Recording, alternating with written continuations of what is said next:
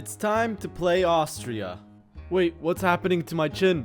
No! No! Yes, once again, we're playing the Gecko multiplayer mod. A mod that does delete a large portion of the world, but does create a lot of more provinces in Europe, and does focus a lot more on Europe and action inside of Europe. Just look at how many provinces Silesia and Bohemia have, as well as central Germany, and in France and Italy. I've actually been thinking of making a dedicated video just about this mod so people can understand why we play it and what's so good about this mod and why it's become the main mod for multiplayer. If you're interested in that, please write down below in the comments. So what's different about Austria in this multiplayer mod? Well, we're still the emperor of the HRE. We start as the emperor and we can actually get voted out by the electors. There is two paths we can go. We can either go decentralized, which is more of like a focus that gives bonuses to both the emperor and the electors, depending on how many princes are in the HRE, so kind of motivates the electors and the princes to keep a bunch of the minors in the HRE as maybe as vassals, etc. And the other path is centralization. This path is more focused around the emperor. This one gives bonuses directly to the emperor while giving very minimal bonuses to everyone else. Can you guess which route I went for in this campaign? Well, keep watching the video and you'll figure out. Starting our game here. Okay, so we're gonna start with a normal starter.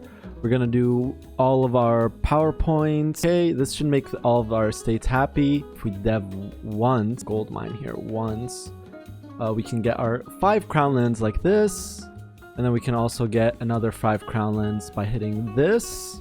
And we're gonna build spy network on this guy and build spy network on this guy. How's the MP meta these days? Vanilla MP is a bit Pepega, but it doesn't really matter, like who plays vanilla anyways. Alright, then we got this mission. It's different than in vanilla, guys. So here we were doing a pretty standard opener in our multiplayer campaign. But what was our overall strategy here? Well, believe it or not, I actually want to go the centralization route. The challenge with going the centralization route was maintaining the emperorship until we revoke the privileges, because that's when we will maintain the emperorship without needing to be voted in. That's nearly impossible, as our king will probably not live that entire time without dying at least once. So there's 2 tactics that I used here in terms of diplomacy. The first was appeasing to all of the electors. So for example, Brandenburg really wanted to do a war on Bohemia for humiliation. So I helped him out by sieging and mothballing the forts for him, even telling him to declare the war after I had already taken down all of Bohemia's army, so he had no work, just a free show strength. I made promises to Venice and Swiss on terms of basically not attacking them and not trying to rush them down. The next part was actually to use some game theory tactics on the electors. Essentially, I told the electors straight up, I am going for the centralization route. And even though that's not what the electors want, they would rather have the decentralized route so they get buffs too. No matter what, I'm gonna go centralized. And because of my efficiency, I will definitely get at least 2 to 3 buffs in the centralization route before my first king dies. So even if you elect me out, whoever you will re-elect will have these buffs. Now, either you can give another elector or someone outside the empire these big buffs, or you could let me have these big buffs and I will protect electors from outside powers while maintaining relative peace in the empire. Of course, none of the electors really liked this that much. However, I only needed to convince 4 of the 7 to side with me, which I was able to do early on as I passed the early reforms. You want to centralize? You gotta take charge.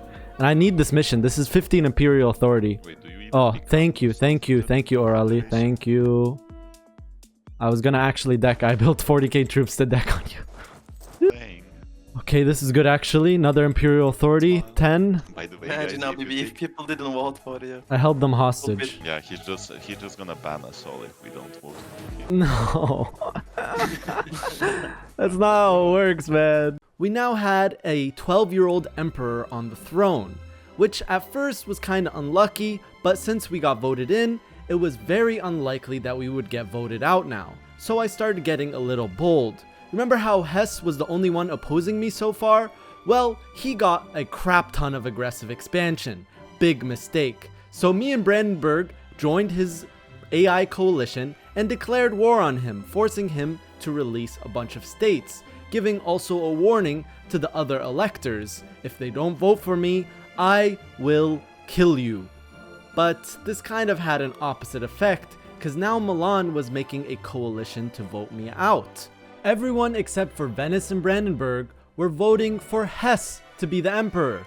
The Shadow Kingdom event also fired, and I decided to rein in the Italians. It was now time for every single Italian nation in the Holy Roman Empire. And to make things worse, both Sweden and Hungary were getting involved with the affairs of the empire. The coalition against me were now voting for Sweden, and Hungary was simultaneously trying to persuade them to vote him instead.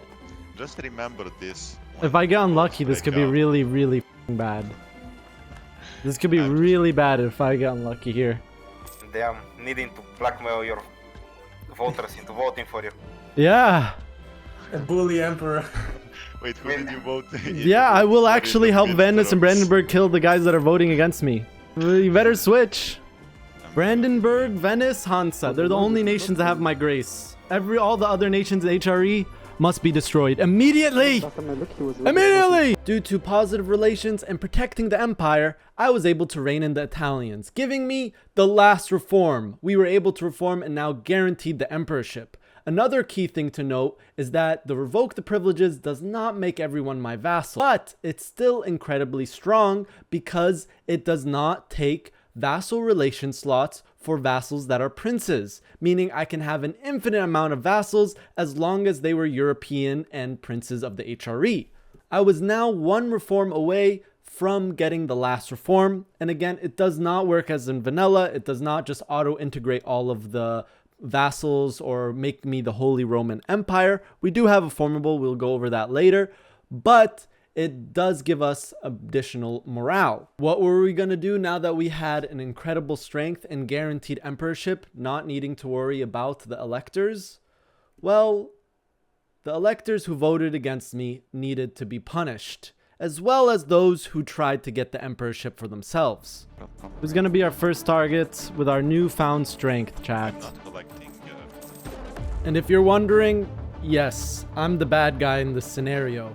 I went centralization instead of decentralization, stopping the electors from getting early game buffs, making them weaker than they would normally be. And now I was trying to actively kill all of the electors that were trying to vote me out.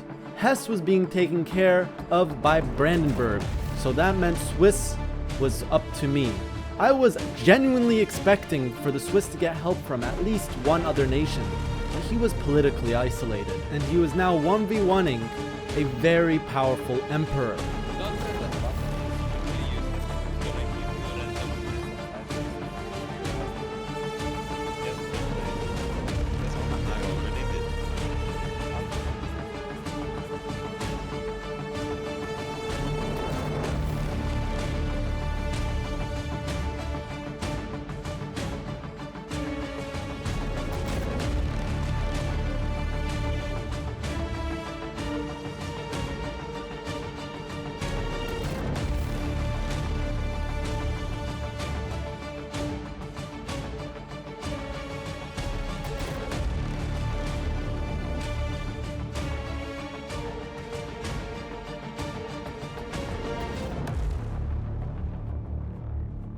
Without allies, the Swiss had no hope. I felt a little bad, but truly I expected him to at least get one ally in this war. We still had our discipline event, which meant that it was time to focus on our next enemy, Hungary. Hungary was supposed to be our main ally and our buddy, and I was going to help him even against the Ottomans if they attacked him. But he was actively trying to become the emperor when the electors were trying to vote against me, something I couldn't forget. So I declared war.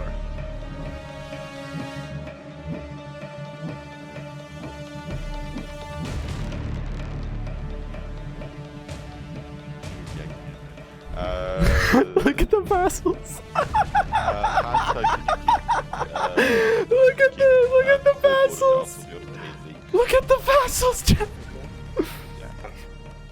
Like, how did you just send peace? Like, I can't do anything when it's true. What? You're not gonna even fight me?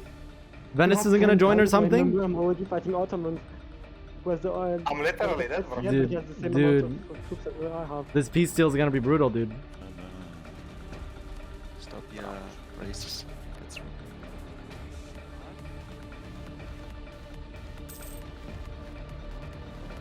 Oh no, I lost my.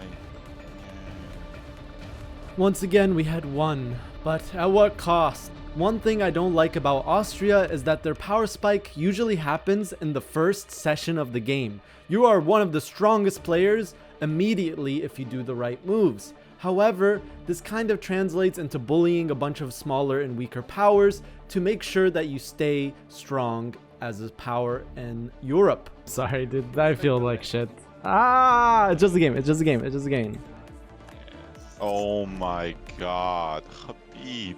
I still had buffs activated, and Milan had just taken land from Switzerland, blocking me off from the Swiss Alps, and I did not like that at all. So I leaned into my role, and I declared war on Milan. However, this war wasn't gonna be as easy as the last two, and Milan convinced Venice and Sicily that I was an existential threat to the Italians, and that they needed to team up to beat me.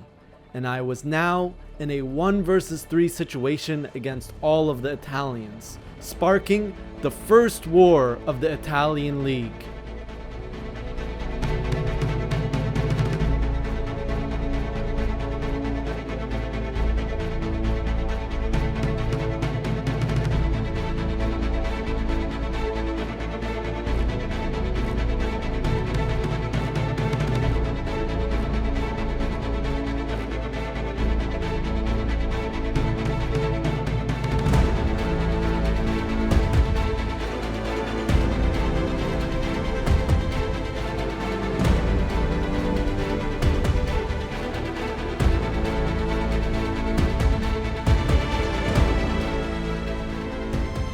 The Italians stood together strong. A surprise to be sure, but it was a nice surprise. I had to work if I wanted to get the land in Switzerland.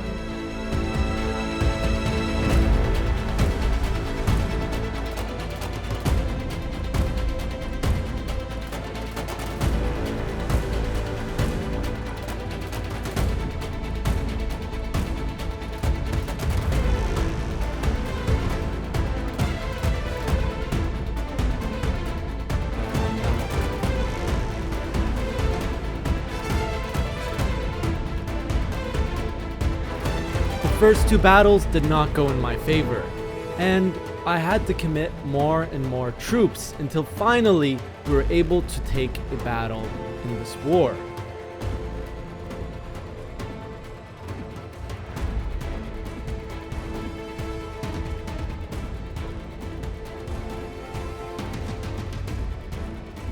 I used the opportunity to push forward and messaged the Sicily player, promising him that I would help him form Italy if he white-pieced out of this war. But he did not budge at all. We once again were fighting in the mountains in the Alps, which led to a loss. Unfortunately for me, half of my army retreated to right on the border with Milan, and he was able to stack wipe most of our army. Devastating defeat. Luckily for us, the Italians did not push forward, and Milan only sent a peace deal for a stab hit, taking max money in war reps, which I gladly accepted. Mission failed. We'll get them next time. We have 1, 2, 3, 1, 2, 3, 4, 5, 6, 7, 8, 9, 10, 11, 12, 13, 14, 15, 16, 17 vassals. I'm in Benjamin City, literally. Shall we? I don't know what I'm talking about, but it's funny anyways. Here we are, chat. Although we lost to the Italians, we didn't lose any land. We did of course lose money, and we were paying off a lot of debt. However, because of our vassals, we were making a decent amount of money and a decent balance despite having the debt. I also did diplomacy with Poland, who really desperately needed an ally.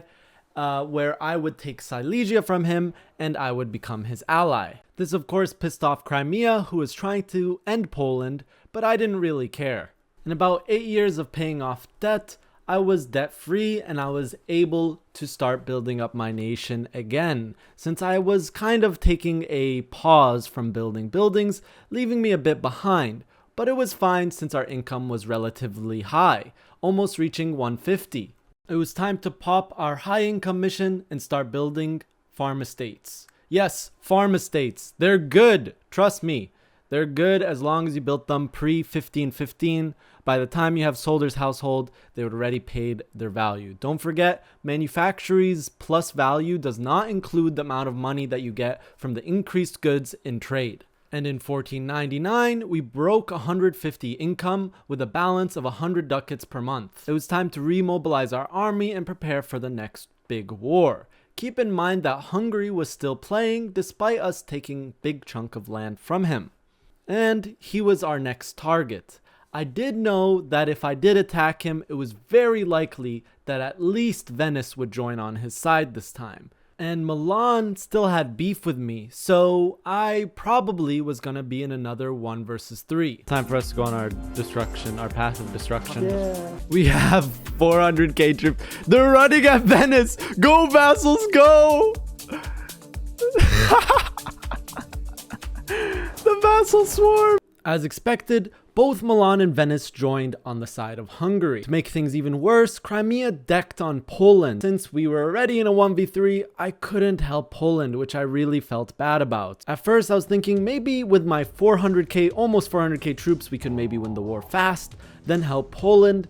However, Venice and Milan started committing very heavily, specifically Milan firing 2 events, meaning his quality of troops was actually insane compared to mine.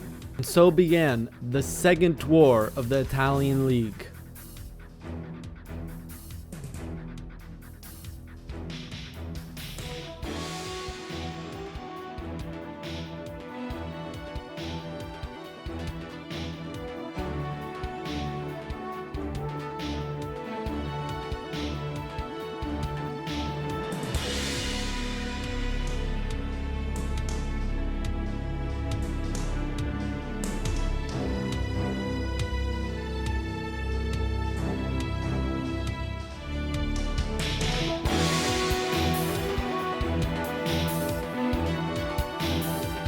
This time with better quality, more men, and more manpower, I was actually winning 1 versus 3. The issue became when we tried to push Hungary further. It was also really hard to control this many vassals, and of course, since they were AI vassals, they did not have the same quality as our own troops. I tried to do different things with my vassals, but majority of the time, the vassals would just go and siege Venice and Milan, which left me fighting alone in the main battles most of the time. As the coalition against me started committing harder, the war was going to be very difficult to win.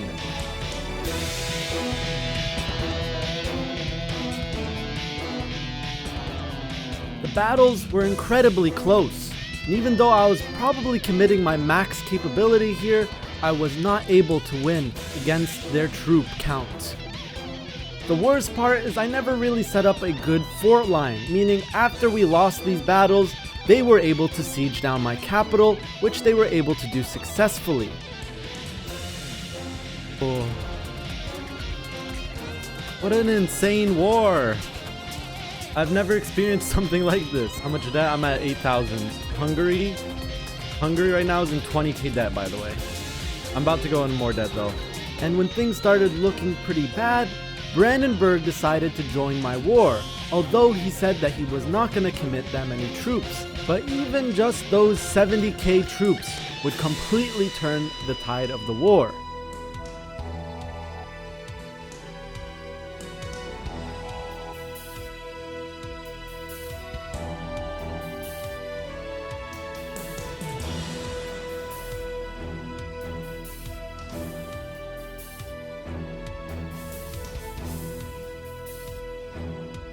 I owe you big time, man.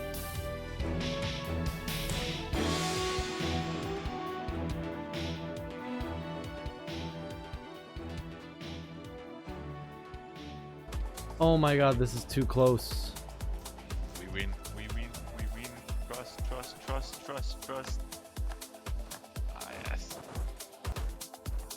Okay. With Hungary near bankruptcy, he unconditionally surrendered.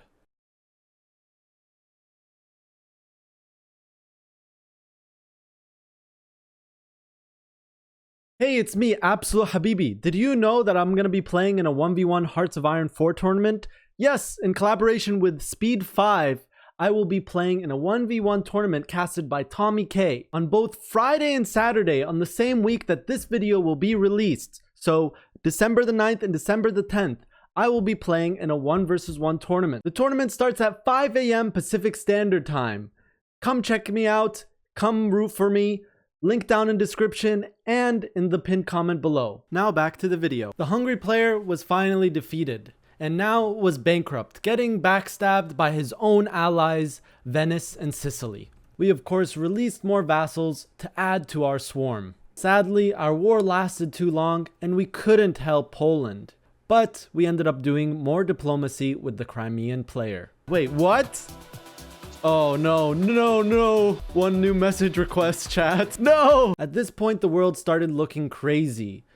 France lost and Spain was getting invaded by Sicily, Portugal, and Morocco. Meanwhile, the Italians were still holding on and still allied to another.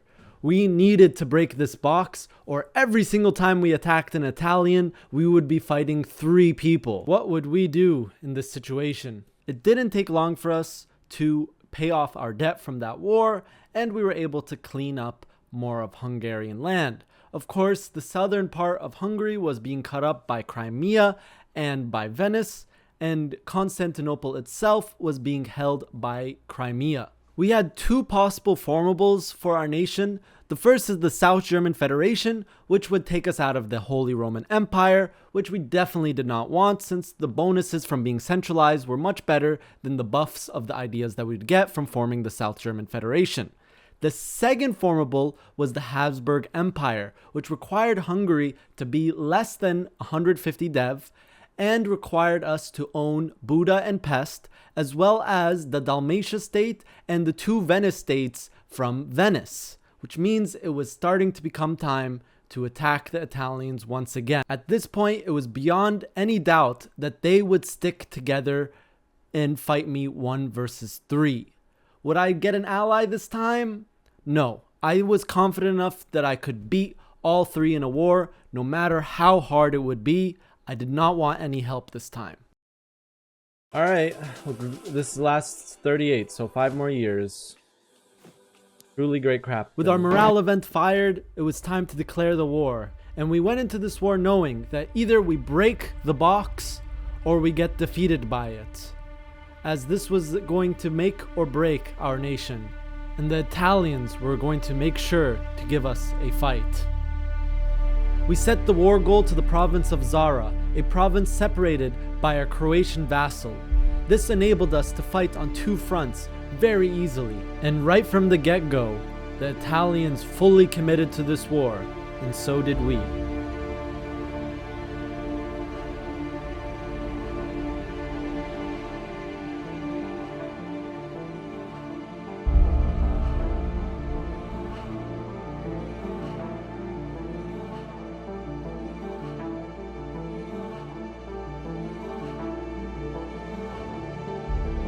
The war goal was perfect, as the Italians couldn't decide which side to fight on, either in Venice or down near Dalmatia.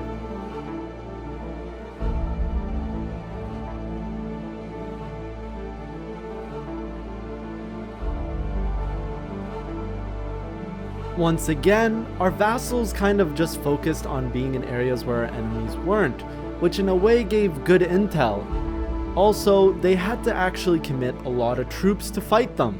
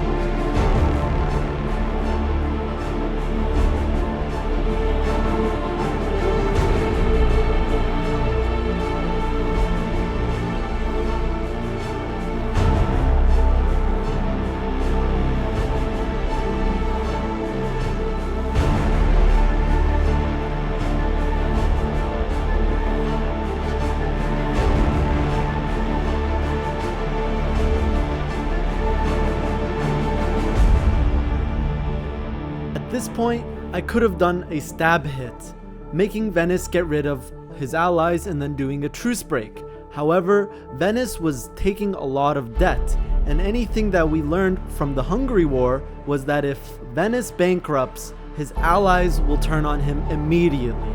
So I just kept committing and kept fighting.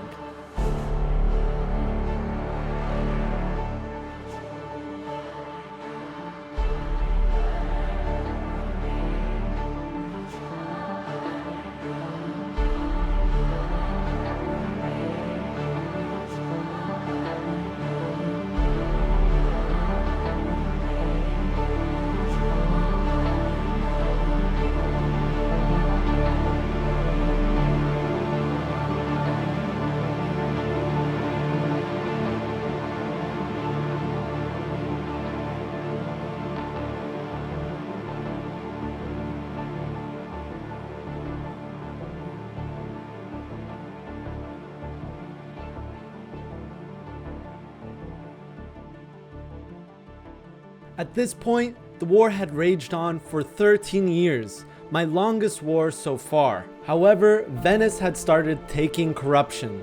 That's a sign that he was getting very close to bankruptcy, and we were getting even closer to victory. Our vassals were still wreaking havoc in Milan, forcing him to commit to dealing with them instead of coming to the front, actually being really clutch.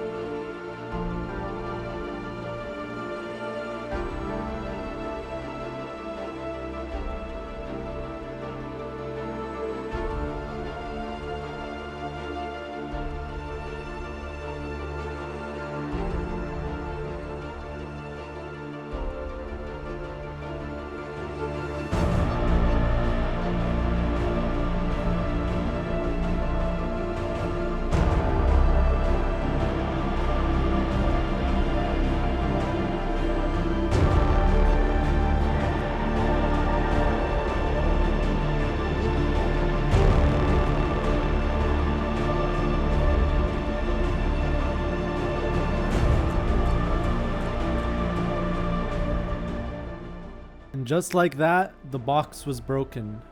Venice bankrupted, and immediately both Italian states, Milan and Sicily, declared war on Venice. The death of a nation had never been so sweet. We had successfully beaten the Italian League, and this time we didn't bring anyone to help us. And as we predicted, as soon as Venice bankrupted, both Milan and Sicily truce broke him. All this warring dropped us from the #1 great power slot. We were still incredibly strong, but we had some challenges to face in future sessions. Will we keep the Italians around or try to kill them? Will Prussia finally backstab me? Well, that's for next time. Wait, I bought both the first and second biggest war in the game. Okay, you can't say I got a free game. You can say whatever you want about my nation this game, but I did not get a free game. I did not get a free game, dude. The #1 and #2 wars, I am the aggressor.